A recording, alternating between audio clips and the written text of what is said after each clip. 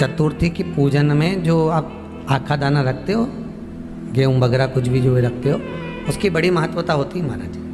यहाँ तक कहा गया है, चतुर्थी की कथा तो आप लोग पढ़ते होंगे, जो लोग पढ़ते हैं उनको मालूम होगा। चतुर्थी की कथा में लिखा है, चौथ माता के व्रत में वर्णन किया गया है कि वो आखा दाना जो रखा जाता है, मान लो कोई जरूरी काम होता है तभी आखा दाना को रखा जाता है, संभाल के रखते हैं कि हम इस काम के लिए जा रहे हैं और हमारा ये कार्य सफल होना चाहिए। तो जिसने चतुर्थी का व्रत करा है, जिसने चंद्रदेव का पूजन करा, चतुर्थी का व्रत करा, वो गणेश जी से विनती करके वहाँ से 2-4 आखा दाना उठा ले, और जो व्यक्ति का काम अटक रहा है अपने ही घर का, पर दूसरे कुल को नहीं देना, अपने ही कुल के अंतर्गत जो काम अटक रहा है उसकी जेब में, उसके पल्लू में उस चीज़ को रख दिया जाए। तो चतुर्थी जो अगली आती है, जैसे आप महीने की करते हो तो महीने की, और आप जैसे करते हो कि 4 अलग बड़ी बड़ी चतुर्थी करते हो तो उसके अनुसार आपका कार्य सिद्ध होता ही है। उस आखे दाने का इतना महत्व होता है क्योंकि चतुर्थी का व्रत करने वाली माता जब व्रत करती है तो स्वयं चतुर्थी की कथा में लिखा हुआ है कि पार्वती जी गणेश जी से चतुर्थी की कथा बचवाती। तो चतुर्थी की कथा जब होती है तो उसको स्वयं गणेश जी बाच रहे हैं। तो व्रत कौन सुन रही है? माता पार्वती। और आपने जो आखा दाना लिया वो गणेश जी के भाव से लिया, गणेश जी से निवेदन करके, विनय करके, प्रार्थना कर उसको प्राप्त किया। तो जिनकी यहाँ संपदा की कमी होती है, वैभव की कमी होती है, लक्ष्मी की कमी होती है, प्रतिष्ठा की कमी होती है, धन की कमी होती है, उसके लिए बुधवार के दिन अगर शंकर पर 1 लोटा पानी चढ़ाया जाता है तो जिन लड़कियों का विवाह नहीं हो रहा, जिन बच्चों का विवाह नहीं हो रहा, उन बच्चों के भी विवाह हो जाते हैं। हमारा वृद्धि से मतलब होता है जिस कन्या या वर का विवाह नहीं होता, 40 साल हो गए या 30 साल हो गए, या जब 28 के बाद में लड़का लड़की क्रॉस हो जाए कि 29 में, 30 में, 32 में, 34 में, 40 तक पहुंच गए और विवाह नहीं हो रहा है, तब बेलपत्री के जो पेड़ होता है, वृक्ष होता है, उस वृक्ष की जो डाली होती है, उस डाली के मनकों से जो माला बनती है, बाजार में भी मिल जाती है बेल की माला, उस माला को भगवान शंकर को समर्पित कर कर बेलपत्री के वृक्ष के नीचे बैठ कर भगवान शंकर का पंचाक्षर मंत्र का जाप करना है। कौन सा मंत्र है? पंचाक्षर। पंचाक्षर मंत्र कल बताया था, नमः शिवाय। अगर रसोई घर से भोजन में तुलसी डलकर अगर ठाकुर जी के सामने वो थाली रखी तो ये पक्का है वो थाली ठाकुर जी नहीं जीमेंगे, क्योंकि उसमें तुलसी रखी हुई आई है। हाँ, जब ठाकुर जी के सामने थाली रखा गई और तुमने थाली रखने के बाद में मंदिर के सामने बैठ के फिर तुलसी डाली तो ठाकुर जी उसको स्वीकार कर लेते हैं। क्यों? क्योंकि 33 करोड़ देवी देवता एक जगह पर विराजमान हैं। जब हम थाली रखते हैं, प्रथम देव उस भाग को ग्रहण कर ले। जब तक तुलसी डालते हैं, प्रथम देव अपनी दृष्टि हटा लेते हैं। समय होता है, एक टाइम होता है, एक पल होता है, एक घड़ी होती है कि गणेश जी महाराज हमारे घर में आ गए।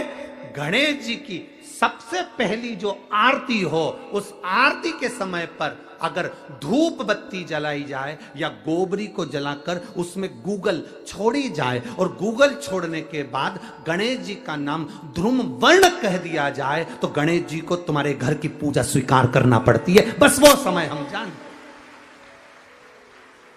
हम तो बस उतना जानते हैं कि शिव महापुराण में लिखा और मुद्गल पुराण में लिखा, गणेश पुराण में लिखा, गणेश जी का एक नाम होता है ध्रुम वर्ण। क्या नाम है? ध्रुम वर्ण गणेश जी का एक नाम होता है। जब हम धूप जलाकर और धूप लगाने के बाद में गणेश जी की सबसे पहली आरती करने के पहले अगर हम सबसे पहली आरती गणेश जी की कर रहे हो, अपने घर में स्थापना कर रहे हो, बिठा रहे हो, और तुम चाहते हो कि गणेश जी मेरे घर में आके मेरी पूजा को स्वीकार करें और जो मांगू मेरा गणेश मुझे दे 10 दिन के अंदर, तो पहला नाम लेकर पुकार लेना ध्रुम वर्ण विनायक, बैठो, बस काम हो गया। वो फिर ही होकर आता। सुंदर जोड़ी थी शंकर और पार्वती की, सही है कि गलत है? कभी नहीं झगड़ते थे। इसलिए पृथ्वी पर ना तो लक्ष्मी जी के व्रत हैं, ना ब्रह्माणी के व्रत हैं, ना इंद्राणी के व्रत हैं। अगर पूरी पृथ्वी पर सबसे ज्यादा व्रत किसके हैं? माता पार्वती। तीज का व्रत किसका? पार्वती का। चतुर्थी का व्रत किसका? पार्वती का। चौथ का व्रत किसका? पार्वती का। छठ का व्रत किसका? पार्वती का। जितने व्रत है सब माता पार्वती। गणेश जी मैया को प्रसन्न करने के लिए अष्ट रूप में धारण करते हैं। 8 रूप भगवान गणेश जी ने धारण किए। एक मयूरेश्वर गणेश, दूसरा सिद्धि विनायक, तीसरा बल्लालेश्वर, फिर वरद विनायक, फिर चिंतामणि, फिर गिरजात्मज, फिर भगवान गणेश विघ्नेश्वर अष्ट विनायक, फिर महागणपति। ऐसे गणेश जी के अष्ट नाम हुए। उस समय तिजोरी के अंदर जो गणेश की प्रतिमा रखी जाती है किस नाम से रखी जाती है? तो तिजोरी में हम जो गणेश की प्रतिमा रखते हैं वो वरद विनायक के नाम से रखते हैं। कौन सा गणेश? वरद। वरद विनायक के नाम से तिजोरी में गणेश रखते हैं। और वरद विनायक के नाम से गणेश जी तिजोरी में रखाते हैं। आपको कथा में कहा था घर में सीधी सूंड का गणेश और व्यापार व्यवसाय ऑफिस में उल्टी सूंड का गणेश होना चाहिए। वरद विनायक को तिजोरी में। जब मकान का गृह प्रवेश होता है तो गणेश जी की पूजन जो दरवाजे पर करी जाती है उसे सिद्धि विनायक गणेश कहते हैं। कौन सा गणेश? सिद्धि विनायक। जब हम घर में शुभ कार्य हो, बंदर बाल लगाएं, कोई दरवाजे पर शुभ लाभ लगाएं या स्वस्तिक बनाएं या माताएं दरवाजे पर रंगोली डाले तो उसी समय पर सिद्धि विनायक के नाम से रंगोली डालना चाहिए। तो घर में लक्ष्मी बढ़ती है, सिद्धता बढ़ती है। याद रखिए, कभी भी गणेश जी को, मिट्टी के गणेश जी लाते हो भादो महीने में, तो विसर्जन करो तो विसर्जन के समय पर 2 बिंदी, एक कंकु की एक हल्दी की, दीवार पर जरूर लगा देना चाहिए। क्यों? क्योंकि गणेश जी हमारे यहाँ आते हैं तो रिद्धि सिद्धि के साथ आते हैं, पर जब गणेश जी जाते हैं अगर हम बिंदी नहीं लगाते हैं तो गणेश जी अपनी रिद्धि सिद्धि को साथ में लेकर चले जाते हैं। पति के साथ पत्नी वापिस चली जाती है। जब हम बिंदी लगाते हैं तो उसका मतलब होता है कि हमारे घर की बहू हमारे घर में रहे, बेटा भले भ्रमण के लिए जाए। तो गणेश जी जाते हैं, रिद्धि सिद्धि घर में रह जाती है। इसलिए रिद्धि सिद्धि को घर में रखने के लिए 2 बिंदी लगाना चाहिए, एक कुंकू की, एक हल्दी। रिद्धि सिद्धि। गणेश जी की प्रियता है दुर्वा। क्या प्रियता है? दुर्वा।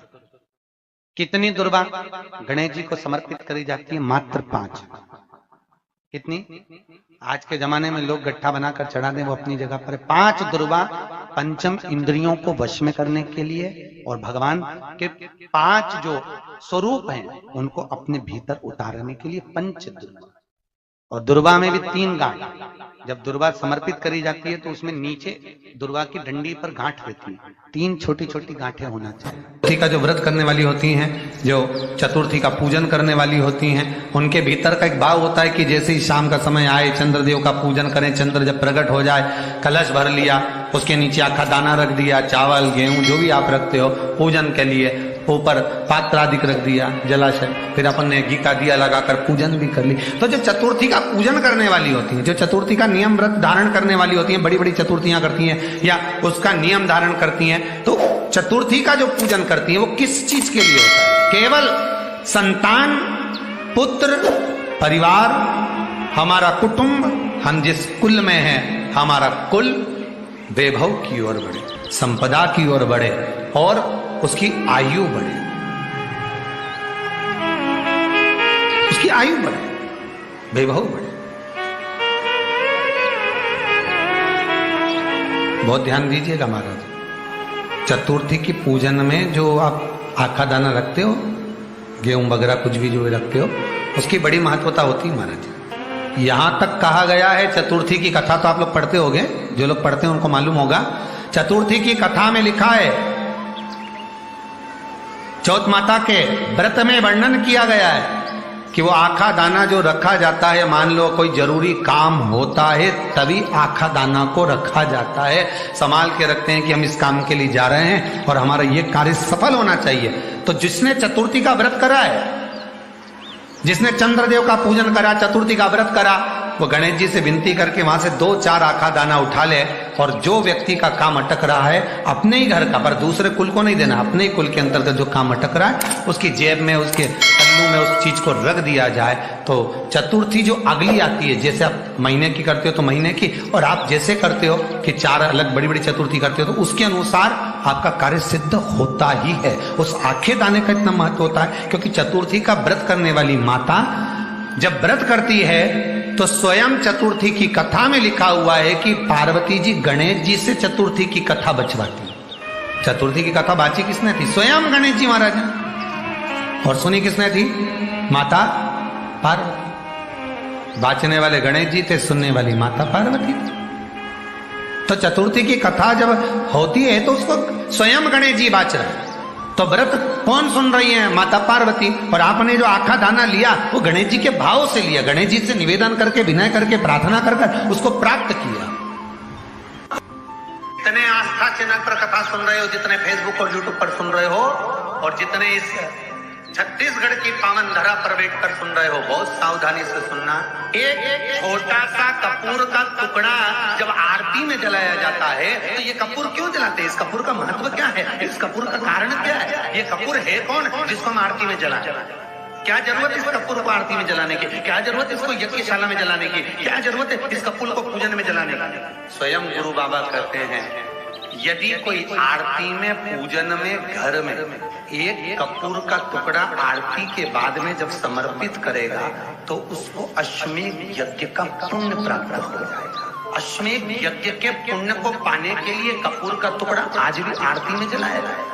एक कपूर का टुकड़ा सुख का, इसीलिए हमारे यहाँ शास्त्र कहता है महाराज, जब आपको घर में अगर ऐसा लगने लगे कि 15 दिन से बहुत बेचैनी है, बहुत दुख तकलीफ लग रही है, कोई ना कोई बीमार पड़ रहा है, कुछ ना कुछ तकलीफें लग रही है, तो एक पीपल का पत्ता ले लो, उसके ऊपर एक कपूर का टुकड़ा ले लो, सारे घर में घुमाकर उसको दरवाजे के बीच मध्य में जलाकर रख दीजिए। थोड़ी सी जला 20 से 25 मिनट के अंदर मकान में एनर्जी वापिस आ जाएगी, उस भवन में एनर्जी वापिस प्राप्त हो जाएगी। 20 से 25 मिनट के अंदर एनर्जी वापस। लग रहा है कि यहाँ नेगेटिव है तो उसको पॉजिटिव बनाया जा सकता है। रात को 12 बजे शंकर जी के मंदिर में शिवलिंग पर चढ़ी हुई बेलपत्री को उठाकर शंकर मंदिर का शिखर देखकर चबा चबा कर खा लीजिए। आपके पांव के घुटने बदलने की जरूरत नहीं पड़ेगी, ऑपरेशन की जरूरत नहीं।